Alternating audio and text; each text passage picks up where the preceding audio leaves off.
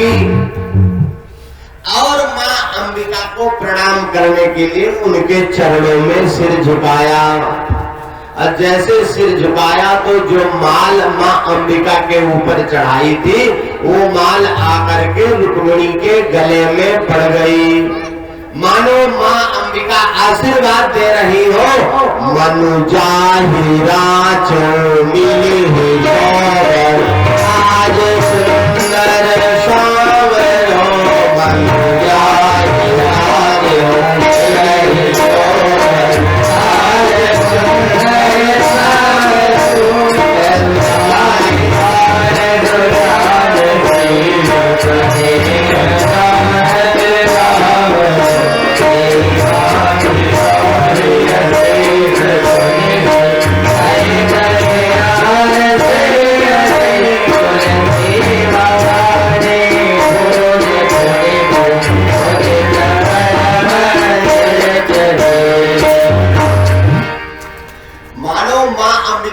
आशीर्वाद दे दिया हो कि जिन सांवलिया सरकार को तुम मन में पाना चाहती हो वही तुम्हारे पति होंगे।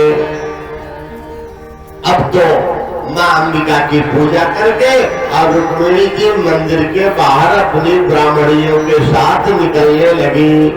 तो ब्राह्मणियों ने आशीर्वाद दे दिया कि होई है संतत पिय ही प्यारी चिर अहिवात असीस हमारी, सदैव तुम पति प्रिया रहोगी, तुम्हारा आशीर्वाद तुम्हारा अहिवात सदैव अखंड रहेगा। अब कभी दाएं देख रही तो कभी बाएं देख रही है, कभी आगे देख रही कि जिनको हमने बुलाया वो तो अभी तक आए नहीं। अब आ भी गए तो पहचानूंगी कैसे, भी सोच रही वो तो लाखों में एक होंगे। तब तक लताओं के झुरमुट में श्वेत अश्व जुता हुआ एक रथ दिखाई दिया। सारे सैनिक कह रहे देखो ये वही राजकन्या है जिसका स्वयंवर होने वाला है। तब तक ये कहता है उधर क्या देख रहे हो, इधर देखो सिर पे सुंदर मयूर का मुकुट कितना सुंदर शोभा पा रहा है। कहता है देखो पीतांबर कितना सुंदर है। अरे कहता पीतांबर क्यों देख रहे हो, उसके मुख को देखो कितना सुंदर है। एक कहता उसका रथ कितना सुंदर, एक कहता उसके अश्व कितने सुंदर है। सब बावरे हो गए, वो भूल गए कि हम किस लिए यहाँ आए हैं। तब आपस में चर्चा कर रही है। कहता मुझे तो लगता है कि रुक्मिणी के योग्य पर यही है। तब तक भगवान ने रुक्मिणी जी को बुलाया और रुक्मिणी जी आई तो भगवान ने दाहिना हाथ बढ़ा करके रुक्मिणी जी को रथ में बैठा लिया। फिर प्रभु कहने लगे देखो मैं आपके राज्य में तो बिना राजाज्ञा के आ गया हूं, लेकिन अब बिना राजाज्ञा लिए जाना उचित नहीं है। अब तुम विदर्भ की राजकुमारी हो, अब तुम्ही से पूछते हैं कि चला जाए। रुक्मिणी जी ने कहा महाराज विलंब ना करो, जितना जल्दी हो यहाँ से निकल लो। आप देख रहे हो ना चारों तरफ कितने सैनिक लगे हुए हैं। भगवान ने कहा सैनिकों की चिंता ना करो, मैं आया तो बिना बताए था लेकिन बिना बताए जाऊंगा नहीं। और भगवान ने 5 जन्य शंख का नाद किया, इतना तेज नाद किया कि जरासंध और रुक्मी पासे खेल रहे थे। जरासंध के हाथ में पासे थे, पासे फेंकने वाला था।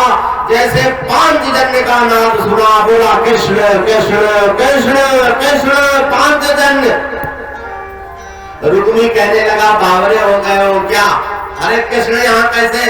बोले ना मैंने 17 बार मथुरा में आक्रमण किया है, आज भी रात में मुझे 5 जन्य का घोष सुनाई देता है। तब तो रुक्मी कहने लगा अगर कृष्ण आ गया है तो कुछ ना कुछ हो गलत जरूर होगा।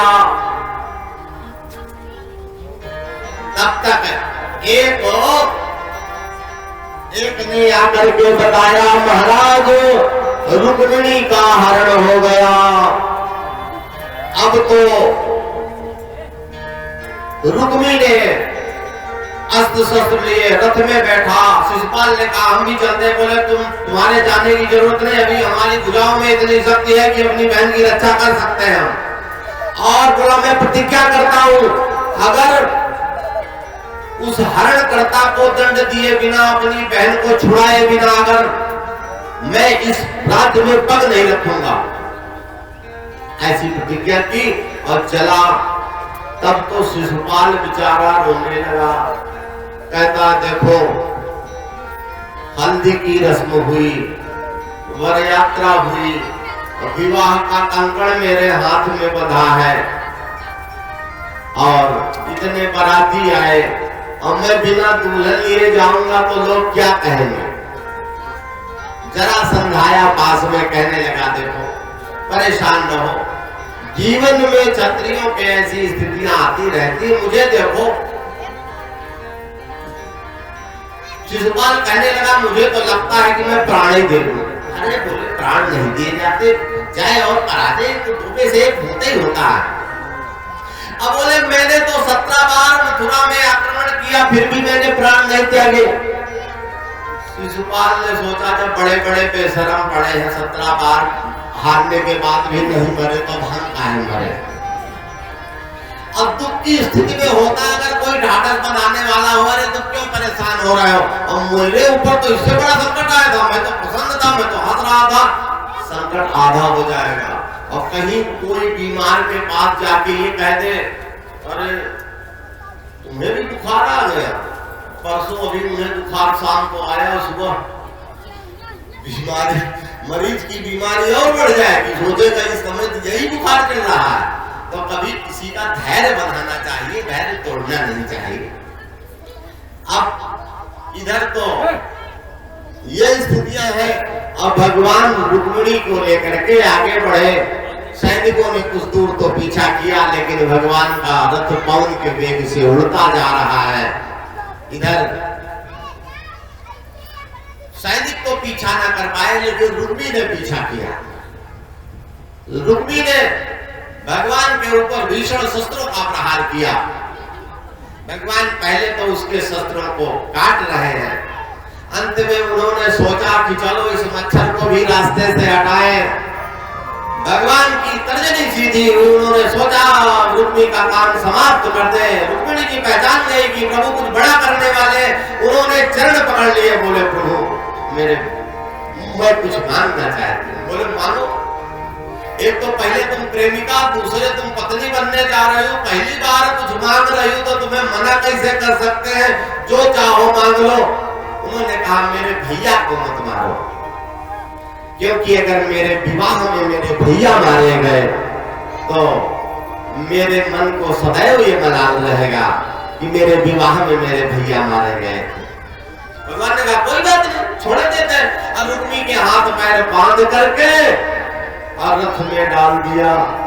और रथ में जब डाल दिया तब तक बलराम जी आ गए।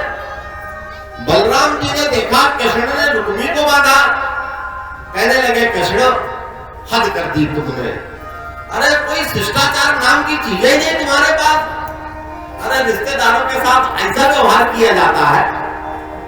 अब विवाह में बिना साले के तो विवाह होगा ही नहीं, लावा परसने के काम तो साले ही आता। तुम सालों के साथ ऐसा व्यवहार करोगे तो हो चुका विवाह तुम्हारा।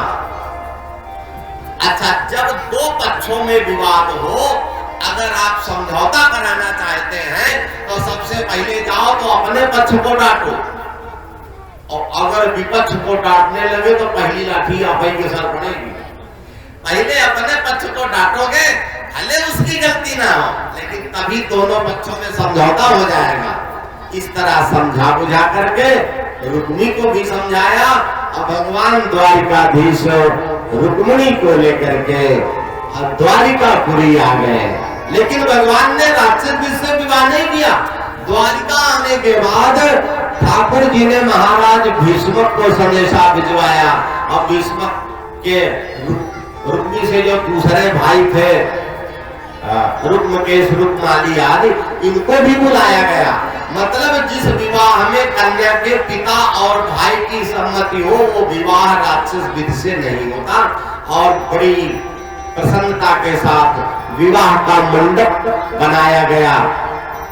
और माँ रुक्मिणी जी का श्रृंगार उनकी सखियां कर रही हैं और ठाकुर जी को तो ऐसा सजाया गया कि पूछो नहीं।